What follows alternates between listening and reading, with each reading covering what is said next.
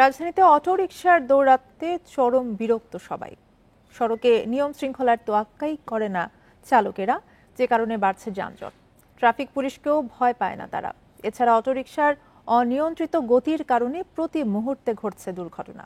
এত অভিযোগের পরেও ব্যাঙের ছাতার মতো বাড়ছে অটোরিকশা। তাদের নিয়ন্ত্রণে নীতিমালা তৈরি হচ্ছে না বলে জানালো ডিএম। বান্ডেল থাকলে প্রতি সেনমানিতে টাকা বাঁচবে। বিকাশ সেনমানি বান্ডেল কিনে জিতুন প্রতি লেনদেনে।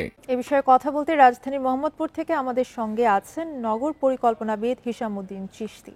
আপনাকে স্বাগত জানাচ্ছি ইন্ডিপেন্ডেন্ট সংবাদে। শুরুতেই জানতে চাইব যে আমরা জানি যে নগরবাসীর জন্য নতুন উৎপাত হিসেবে দেখা দিয়েছে ব্যাটারি চালিত অটোরিকশা, কোনোভাবেই তা নিয়ন্ত্রণে আসছে না। এই অবস্থায় করণীয় কি? ধন্যবাদ। আমার কথা কি শোনা যাচ্ছে? জি, শোনা যাচ্ছে।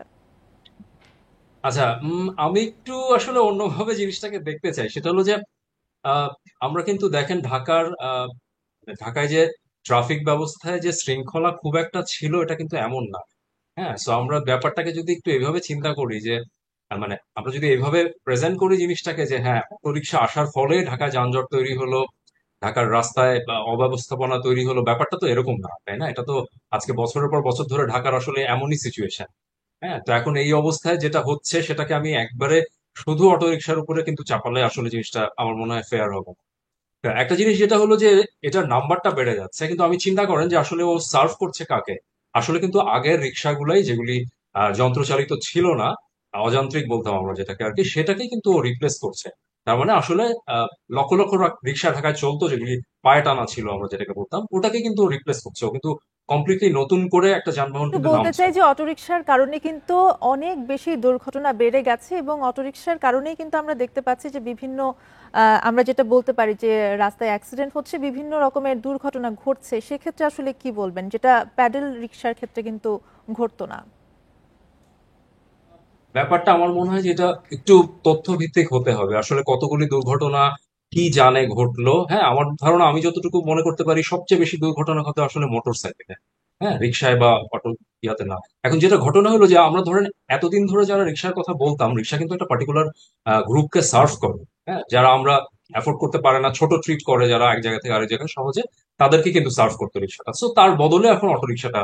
কিন্তু আমরা যারা বলে আসতাম এতদিন যে রিক্সা একটা অমানবিক যান, এরকম একটা আধুনিক শহরে রিক্সা থাকা উচিত না, এখন কিন্তু ওইটা আসলে ওই যে একটা মানুষ টেনে নিয়ে যায় আরেকজনকে, তো ওইটা কিন্তু রিপ্লেস হয়ে গেছে আসলে কিন্তু। সো ইলন মাস্ক যখন গাড়িকে ইলেকট্রিফাইড করছে, তখন কিন্তু আমি ওকে প্রশংসা করছি। আর আমার রিক্সা যখন ইলেকট্রিফাইড হচ্ছে, তখন আমি ওটাকে মানে ভর্ৎসনা করছি যে কি যে। তো এইটা ঘটনা হলো যে আসলে ওর ব্যবস্থাপনাটা কিভাবে হচ্ছে। হ্যাঁ, আমি ব্যক্তিগত আমার কয়েকটা অভিজ্ঞতার কথা বলি। এর সবচেয়ে বিরক্তিকর দিক কিগুলো, কোন জিনিসগুলো হচ্ছে। প্রথম কথা আমার মনে হচ্ছে হর্নটা একেবারেই অসহ্য ধরনের একটা হর্ন, কিন্তু সেটা তো অন্য ইয়াতেও ব্যবহার করা হচ্ছে। আপনি চিন্তা করেন, আমরা প্রথম কথাটাই শুরু করছি দৌরাত্ম্য দিয়ে, তাই না, অটোরিকশা। কিন্তু আমি ঢাকার রাস্তায় যখন প্রতিটা সিগনালে প্রতিটা মোড়ে যখন বাস যত্রতত্র দাঁড় করায় রাখা হয়, তার কারণে যানজট তৈরি হয়। আমি কিন্তু বলছি না যে বাসের দৌড়াতে ঢাকার এই অবস্থা। হ্যাঁ, তো এই জিনিসটা একটু আমাদের পাল্টাতে হবে। আমাদের যেটা করতে হবে, আমার ব্যক্তিগত অভিজ্ঞতায় বলে যে হর্নটা খুবই বিভৎস এই অটোরিকশার, এবং ডিজাইনটা যেটা করা হয়েছে সেটা আমার কাছে একটু ডেঞ্জারাস মনে হয়েছে। মানে আমি নিজে ব্যথা পেয়েছি কয়েকবার রিক্সায় ওঠার সময়, এবং আমি যাত্রীদেরও দেখছি যে। তো এই জিনিসগুলোতে আমাদের আসলে দুইটা জায়গায় আমার মনে হয় কাজ করার জায়গা আছে। একটা হলো ব্যক্তিগতভাবে ডিজাইন। চড়ে থাকেন তাহলে হয়তো এটাও খেয়াল করেছেন যে অনিয়ন্ত্রিত গতি থাকে, যার কারণে কিন্তু বেশিরভাগ সময় দুর্ঘটনার কবলে পড়তে হয়। এছাড়া কিন্তু আমরা দেখেছি যে সম্প্রতি রিকশা চালকদের সাথে সাধারণ মানুষদেরও সংঘর্ষের ঘটনা ঘটেছে। এসব আসলে নিয়ন্ত্রণের উপায় কি? আচ্ছা, ওই জন্য আমি বলতেছিলাম যে দুইটা জায়গায় আমার মনে হয় মানে জিনিসটাকে আগেই ইয়া না করে, মানে আপনি চিন্তা করেন যে সরকারের কোনো উদ্যোগ ছাড়াই কিন্তু ব্যক্তিগত উদ্যোক্তারা একটা বিরাট, আমি বলবো যে চেঞ্জই ঘটায় ফেলছে ঢাকার চলাচলের ব্যবস্থায়। হ্যাঁ, তো এটা আসলে আমাকে এই পাওয়ারটাকে, এই এন্টারপ্রেনারশিপের পাওয়ারটাকে কিভাবে কাজে লাগানো যায় সেটা এখন চিন্তা করতে হবে। এতে দুইটা দুইটা জায়গা আছে। একটা হলো যে ডিজাইনটা আমার মনে হয় প্রচুর কাজ করার আছে, এবং এটা শুরুতেই করা উচিত ছিল। আসলে যখনই এই জিনিসটা আসছে, আমাদের যেহেতু ম্যানেজমেন্টের ব্যবস্থাটা নাই, তো এটা কিন্তু একদম আরবিট্রারিলি বলবো যে আমি এক একজন এক একভাবে নিজের ইচ্ছা মতো করছে। তো ওইটাকে যদি একটু স্ট্যান্ডার্ডাইজ করা যায়।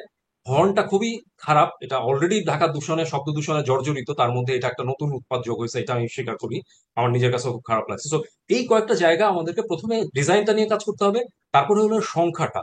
হ্যাঁ, সংখ্যাটা এবং এর ম্যানেজমেন্ট আমরা যেটা বলি, এটা চিন্তা করা যেতে পারে যে ওভারঅল কি এলাকা ভিত্তিক হতে পারে কিনা, এর চাহিদাটা নির্ণয় জরুরি প্রথমে। হ্যাঁ, কি পরিমাণ এটা যদি আমি অনিয়ন্ত্রিত ভাবে বাড়তে দিই এবং কোনো রেগুলেশন না থাকে, যেটা আসলে ঢাকার আসলে কোনো দিকেই নাই, এটা অনেস্টলি বলবো, বাসের ক্ষেত্রেও নাই, কোনো ক্ষেত্রে নাই। সো এই রেগুলেশন এবং ডিজাইন, এই দুটো জিনিস নিয়ে কাজ করতে হবে আসলে।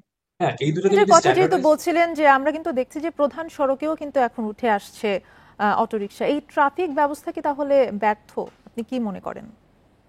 ট্রাফিক ব্যবস্থাপনা এটা আসলে শুধু রিক্সার এইভাবে বললেও কঠিন। আপনি চিন্তা করেন, আমি জাস্ট একটা এক্সাম্পল দিচ্ছিলাম, যেটা অন্যান্য যানবাহনের ক্ষেত্রেও কিভাবে প্রযোজ্য। প্রতিটা মোড়েই কিন্তু বাসগুলি এলোমেলো হয়ে দাঁড়ায় থাকে এবং আহ, অসম্ভব যানজট তৈরি করে। হ্যাঁ, সো এটা আসলে আমাদের ওভারঅল ট্রাফিক, সেটা শুধু রিক্সার জন্য না, আমাদের ওভারঅল ট্রাফিক ম্যানেজমেন্টে আসলে কাজ করতে হবে। আমরা ইনফ্রাস্ট্রাকচার তৈরি করছি, বড় বড় এক্সপ্রেসওয়ে, রাস্তা, মেট্রো রেল, কিন্তু আমাদের ট্রাফিক ম্যানেজমেন্টে খুব সহজে কিছু কাজ করা যেত।